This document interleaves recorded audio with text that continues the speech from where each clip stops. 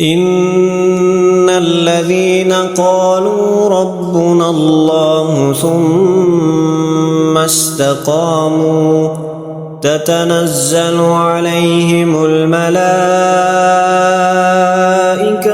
ألا تخافوا ولا تحزنوا وأبشروا بالجنة التي كنتم توعدون نحن أولياؤكم في الحياة الدنيا وفي الآخرة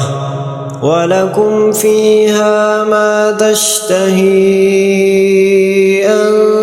أنفسكم ولكم فيها ما تدعون نزلا من غفور رحيم.